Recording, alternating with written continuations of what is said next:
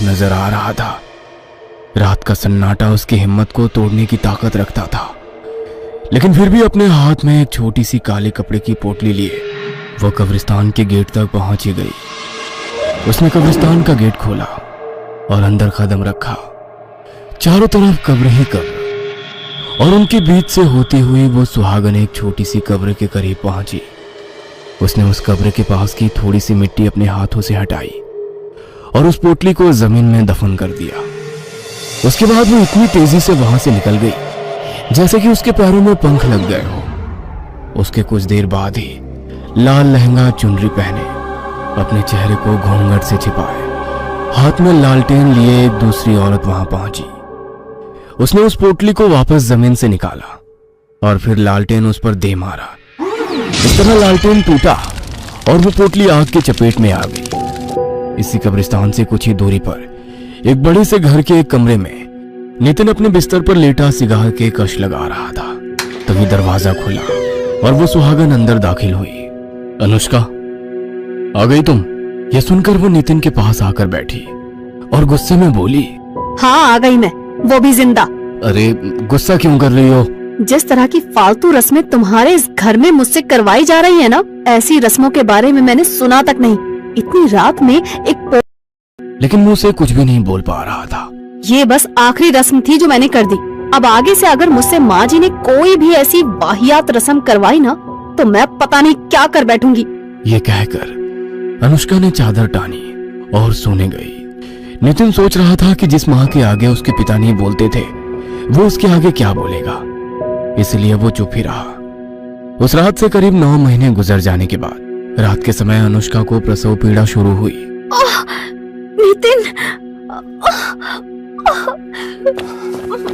Nitin drawing room में अपनी माँ पल्लवी के पास गया, जहाँ उसकी बहन कामिनी भी बैठी थी।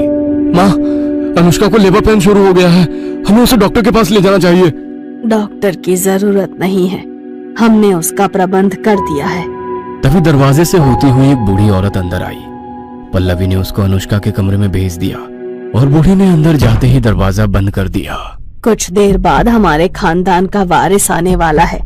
कामनी बेटा, तुम सुबह से ही जश्न मनाने की तैयारी शुरू कर देना। कुछ देर बाद एक बच्चे की किलकारी की आवाज सभी को सुनाई दी और वो बूढ़ी बाहर निकली। मुबारक हो, आपको बेटी हुई है। यह सुनकर नितिन बहुत खुश हुआ और कमरे के अंदर दाखिल हो गया, लेकिन पल्लवी के चेहरे पर गुस्सा उबल आया। ये कैसे हो सकता है? पेट पर से मैंने अपने हाथों से वो पोटली पूरे 9 बार घुमाई थी और उनको कब्रिस्तान भी भेजा था।